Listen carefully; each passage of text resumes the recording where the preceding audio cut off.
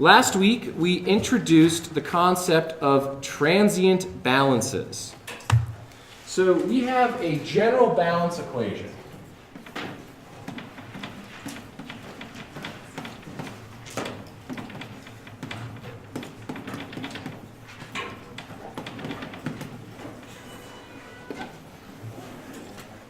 So in our general balance equation,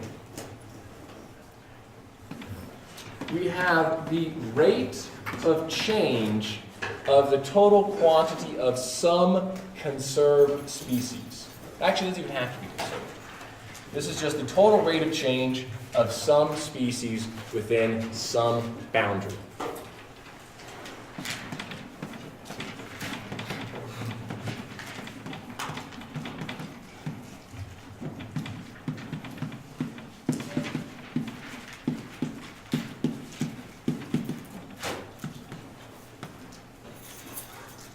And more or less all we've been doing in this class is applying this principle to a number of different systems. The total amount of change of, let's say, the mass in a system is just equal to the rate at which the mass comes in and the rate at which it comes out. So the total number of moles of species I is equal to how much comes in, how much leaves, how much is being generated, and how much is being consumed, for example. So you could have multiple reactions, one where a reaction generates something of a species, one where it consumes something of a species. So in terms of conserved quantities, we have talked about mass, energy, and moles. Rather, not conserved, just quantities. But this term X could be energy, could be entropy, could be momentum, could be mass, and it could be moles.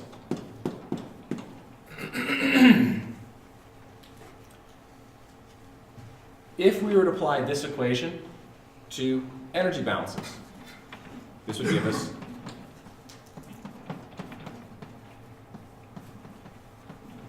the theoretical foundation to develop the heat transfer course. Entropy is a little bit more confusing. Basically, entropy is for all of these. Entropy is the starting point for basically all of these, but in a much more confusing way. So we'll skip over that one. If we are talking about how momentum transfers from one element of fluid to another element of fluid, this gives us fluid dynamics.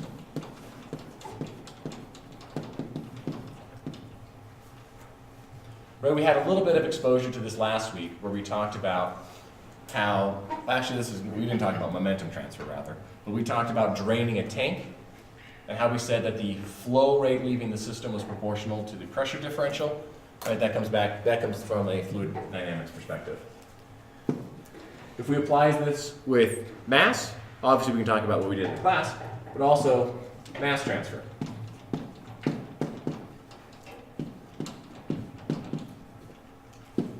And if we apply this to the number of moles in a system, what class are we going to be talking about? Kinetics, or reactor design.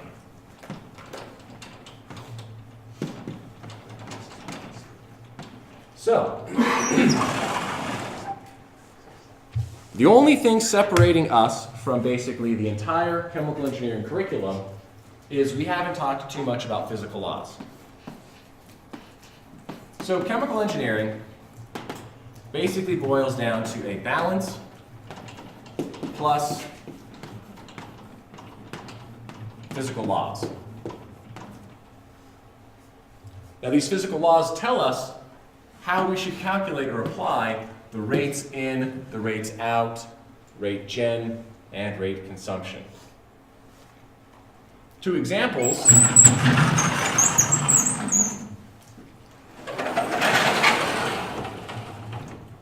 are going to be Fick's law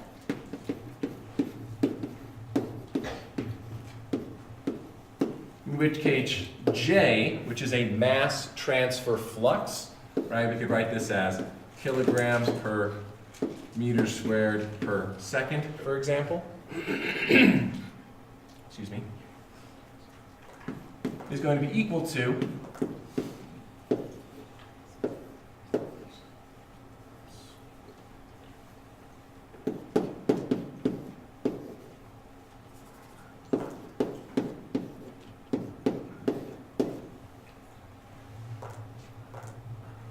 the diffusivity times by the gradient in the concentration. Or for a one-dimensional system, this simplifies down to dc dx. Most everyone's seen the gradient, right? Good. So if we were to think about this, and we had some position x and concentration, if I had a curve that looked like this, just based on our understanding of sort of how diffusion works, if I was a particle of, I don't know, some species I right there, which way would my net diffusion be? To the left or to the right? Left. So I am here. Now which way do I want to diffuse? To the right. To the right. Right, we're going to go from high concentration to low concentration. Same concept applies with Fourier's law.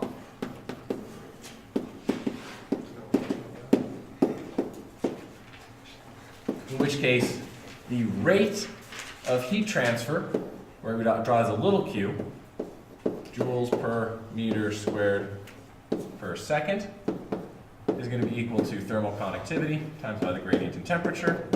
And in the case of a 1D system, they can simplify this down. So you can write this C or T.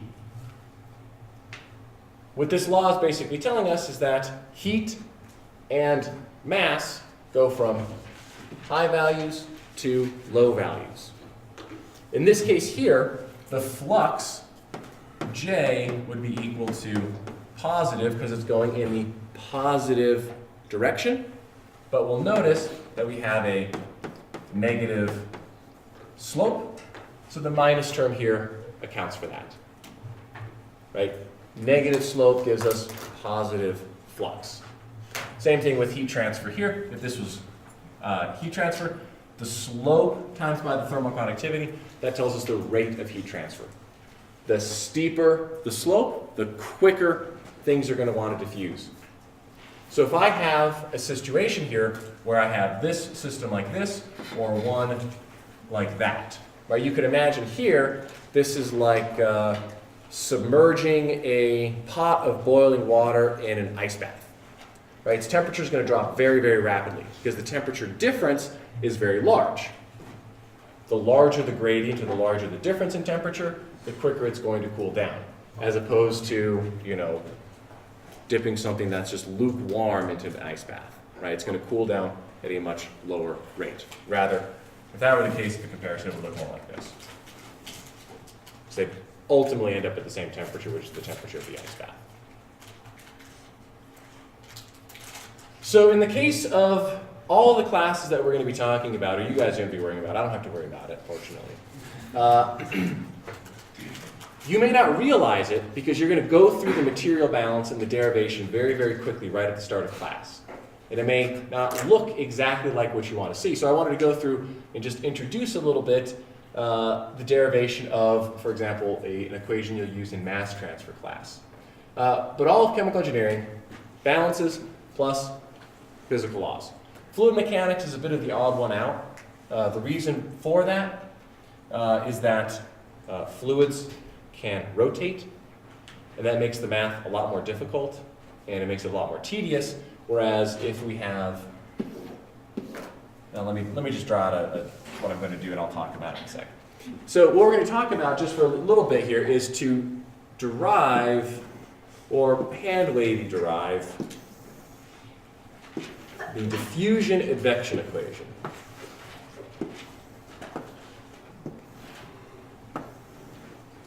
So here I have an element,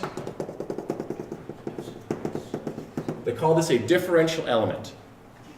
It is dx, let's see, x, y, and z. So yeah, I'll call it dy. I think I might have these right-hand rule violated, but that's okay. have some element of fluid that is very small in x, very small in y, and very small in the z direction. In the case of mass and energy balances, I can say that there's a certain amount of mass contained within this differential element. Right? It doesn't matter, basically, if I rotate it. Same thing with energy. But with fluid mechanics, you actually have rotation going on in your differential element. And that's what makes it a bit more tricky. Because I have a fluid that might be moving at a higher velocity here, and a fluid moving at a lower velocity there, which means that there's going to be a net shear force trying to rotate this thing. So momentum balances in fluid mechanics is a bit more complicated than mass transfer and heat transfer. Mass transfer and heat transfer are by far the easier of the two. So I'm taking this differential element, and I want to do a material balance on it. My starting point is going to be a mass balance.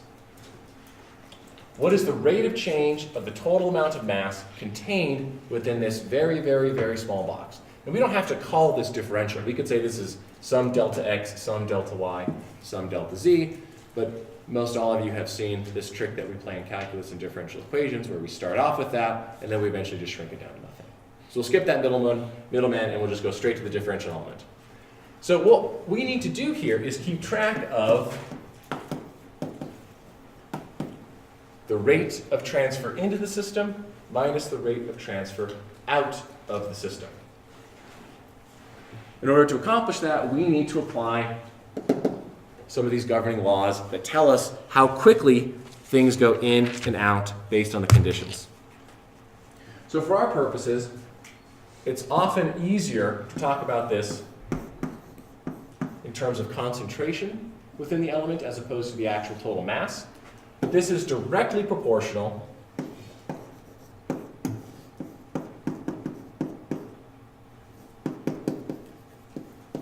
if you have a constant volume or a constant density within your differential element. So when we talk about mass transfer, or in the case of heat transfer, we don't really care too much about the total amount of mass, right? Because all of our physical relationships that tell us how quickly things go in and out of the system are based on concentration differences. And so we try and transform ourselves out of the mass balance as soon as possible. So in this element of fluid, what we need to do is keep track of everything that crosses every single boundary. So I'm only going to draw this out in the x direction, but the same logic applies to the y direction and also the z direction. So going into the system, we can have convective flux.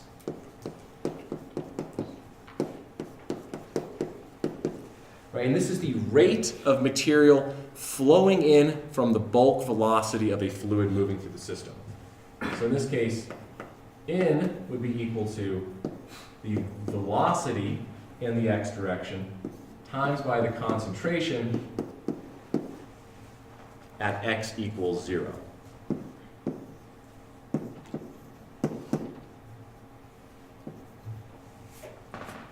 So that basically means that everything that's right at the system boundary will get swept into the system by the fluid flowing through it. Same as out.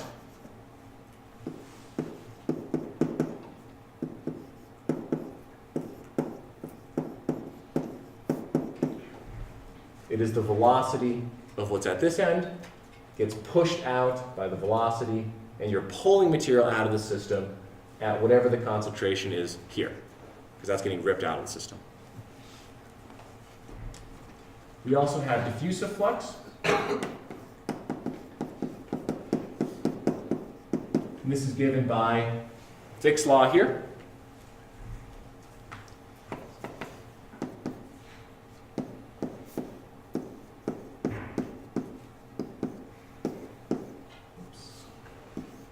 X equals 0. So it's the diffusivity times by the gradient at this position here. So if we were to visualize it on this plot,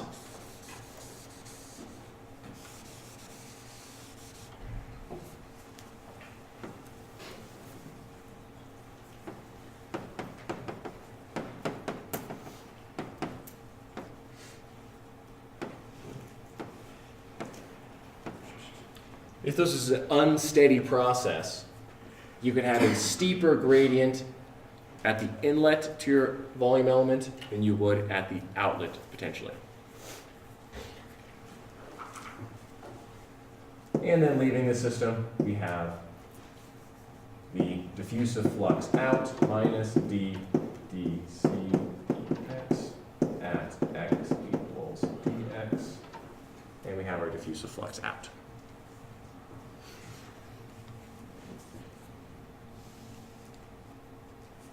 So let's double check our units real quick.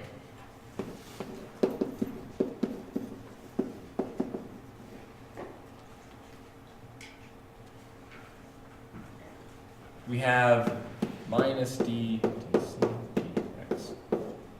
The diffusivity has units of meters squared. I'm sorry, meters squared per second.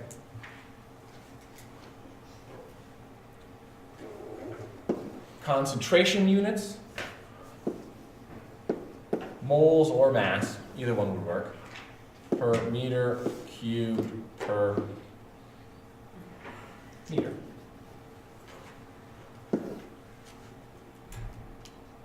So we have meters, so this we have moles per meter cubed, which is our unit of concentration. dx gives us per meter. So if we look at the units, we have meters squared on top, meters to the fourth on the bottom, and this gives us moles per meters squared per second, which are units of flux. It tells us how many moles enter the system per unit area available for the transfer per unit time. And the same thing can be shown true with convection. We have velocity times by concentration, meters per second, moles per cubic meter. And again, that gives us units of moles per meters squared per second. Tells us how much enters the system per unit area per unit time. So if we were to apply this concept here and note that the volume of the system is dx, dy,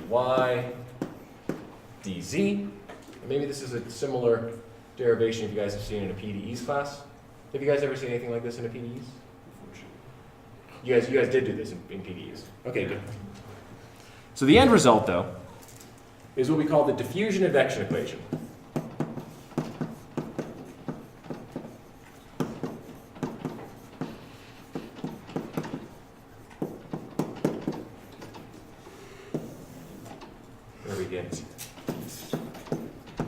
The change in concentration of this volume of fluid as a function of time.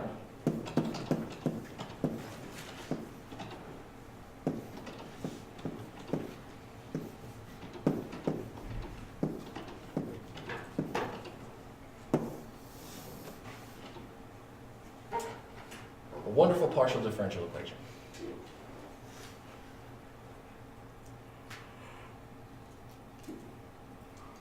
Now we don't have to worry about this in this class, thankfully. If we take this as steady state, so basically let's go through this really quickly. This is how the diffusion influences how much material is inside the system, and this term tells us how much convection takes stuff in and out of the system. Now generally speaking, right, you'll want to apply this to solve a steady state solution, because it makes it a lot easier. So at steady state, this term goes to 0, and you have that the diffusive term is equal to the convective term.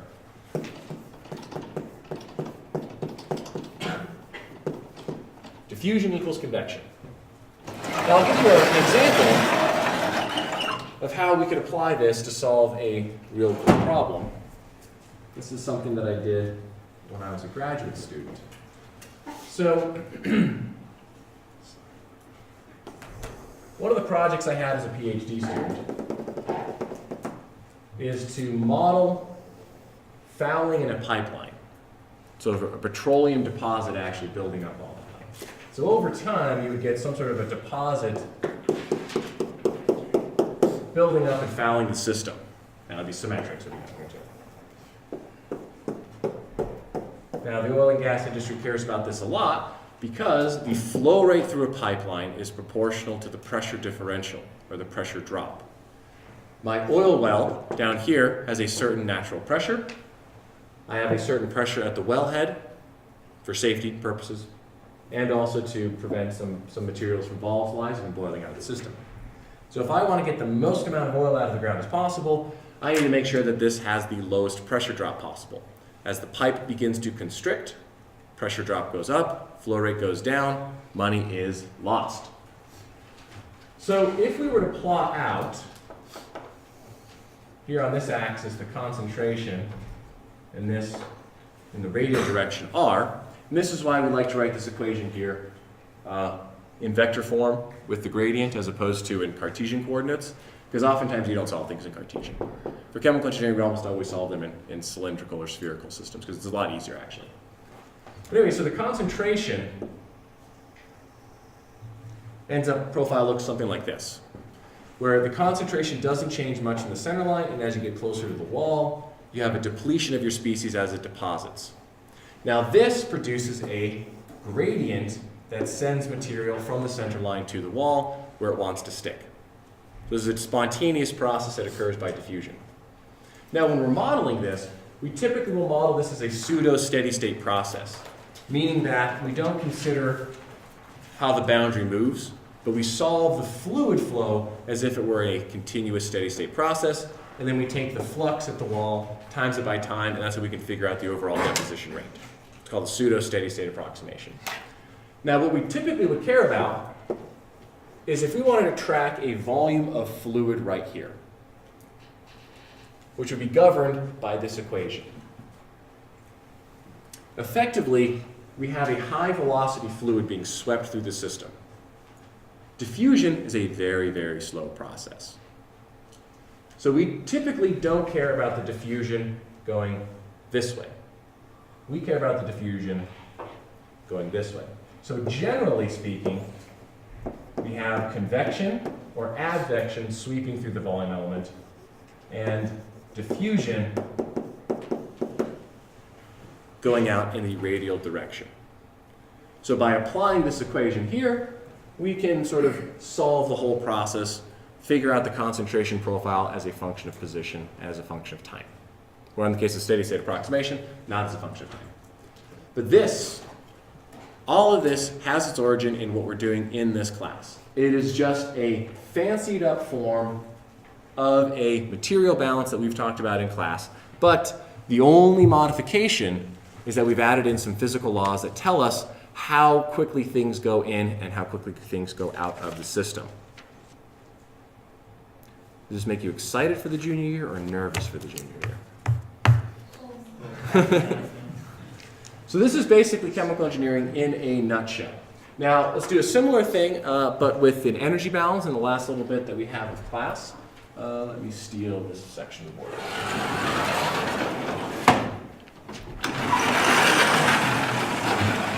So in this case, I am not going to apply the same concept. So basically, I could take exactly what we did there, swap out mass for energy, and we would derive the differential energy balance, which is the governing equation for heat transfer. I mentioned it before, but many chemical engineering programs, especially at the graduate level, they do not differentiate between mass transfer and heat transfer, because the equations themselves have exactly the same solutions. The only difference is that instead of putting in the mass diffusivity, you put in the thermal diffusivity. And that's about it. Instead of keeping track of concentration, you keep track of temperature. So when it comes to partial differential equations, it's important in that class to identify which equations are exactly the same with just different coefficients. Yeah? Those coefficients they're like tabulated data, right? You have to measure them. Mm-hmm. Well, so you guys have to measure them somehow, or you have to predict them somehow. And so for the longest period of history, mostly just measure them. So a lot of the theories that a lot of students don't much care for, right, namely quantum mechanics or a chemistry-based physical chemistry course, those are theories that are developed to try and predict these properties. Now, some of them are good at predicting properties and some of them are not so good at predicting properties. Viscosity, for example, is one that's typically very hard to predict. So theories like statistical mechanics, quantum mechanics, molecular simulations, these are all methodologies and approaches to predict these fundamental properties of matter that are necessary to put into these equations here. Engineers, we tend to like just to be able to measure things or look it up. But I know everyone bemoans quantum quite excessively, but the ultimate goal of quantum is to try and predict these things very accurately. Now, we don't typically need quantum for what we deal with in chemical engineering for bulk fluid properties, but anyone who wants to get into any sort of solid interfaces, especially semiconductors, quantum mechanics is 100% necessary to predict any properties of semiconducting materials. So without it, it's sort of critical. So anyway, so if we take a look at our differential energy balance, sorry, not differential, transient energy balance.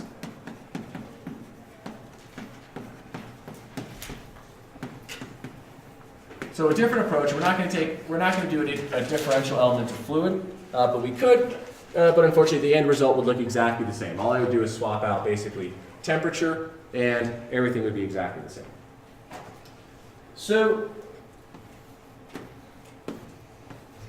the total internal energy of the system and what its rate of change is, right? What is the accumulation of energy within any given system? Now, this could be the starting point of a differential balance. Or this could be a unit operation. Let's say it's a reactor, and we're worried it might run away or something like that, right? A runaway reactor means you can't control the temperature, and kind of eventually it explodes in a not a good way. So we have, for a simple system, we can write this as the difference between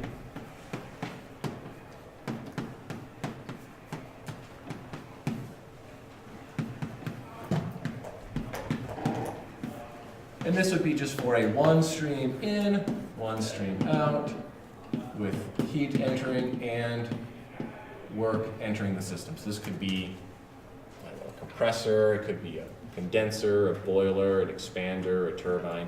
A number of different processes fit this bill. So what this equation tells us here is that based on the total internal energy of the system, so how does the total internal energy of the system change as a function of time based on either putting heat or work into the system? Now these would be something that we would define typically, or we could insert the temperature of the surroundings and input some sort of a heat transfer law into this relationship. Looking at the in and out, also the enthalpy going into the system. So hopefully this is should be a pretty straightforward application of what we talked about in class so far, this equation. We define the heat capacity, we say the specific heat capacity,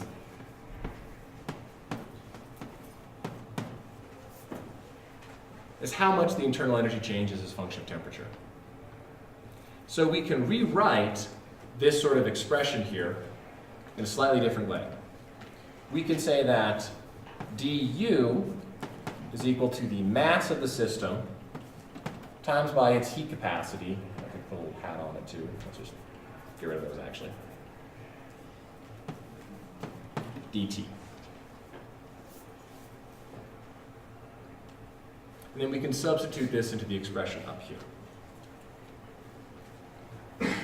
So what this allows us to do is to get things out of units of energy, which are kind of difficult to visualize, let's say, whereas temperature is a lot easier of a concept to understand.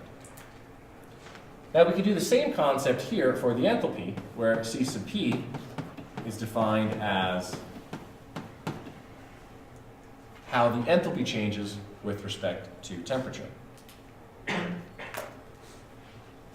Now oftentimes we can write, we'll write everything with respect to its reference state.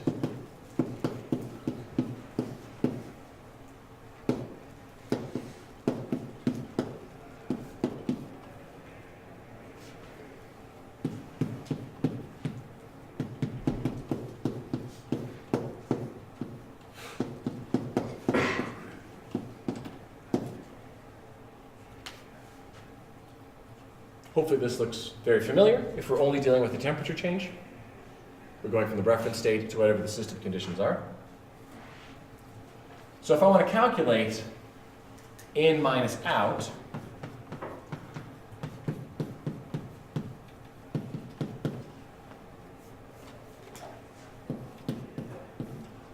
so in we have here T in minus T ref minus here, so we have minus T out plus T ref. And we'll see that the reference temperature cancels out and it doesn't matter, which is the outcome we were hoping for. Right? The reference temperature shouldn't impact our calculations.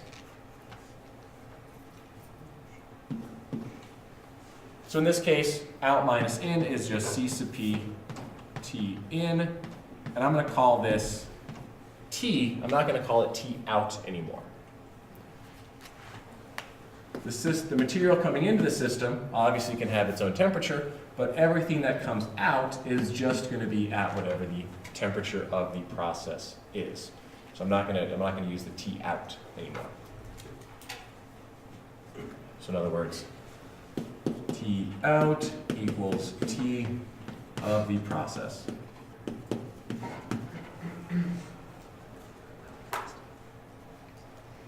So if we substitute everything together,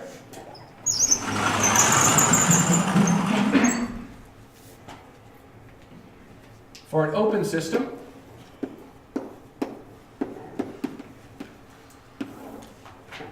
on our left-hand side, we've substituted out of du and into dt.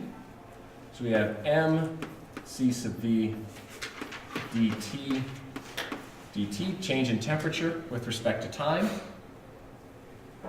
taking into account the mass and the heat capacity of the system.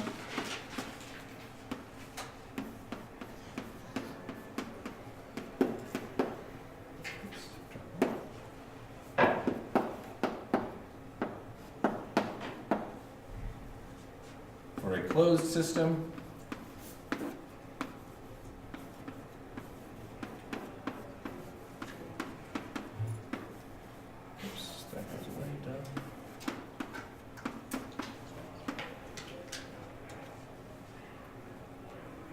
so what would happen if I had this equation here? This is an open system where I have the mass times the heat capacity times by the temperature, or the change in temperature. This tells me the rate of change of the total internal energy of the system.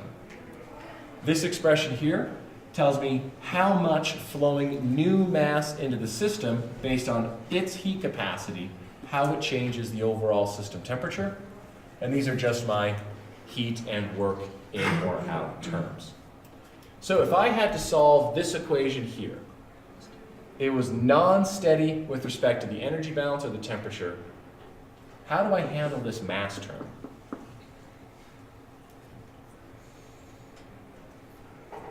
Because here, this is the rate flowing into the system, whereas this is the total amount of material flowing into the system.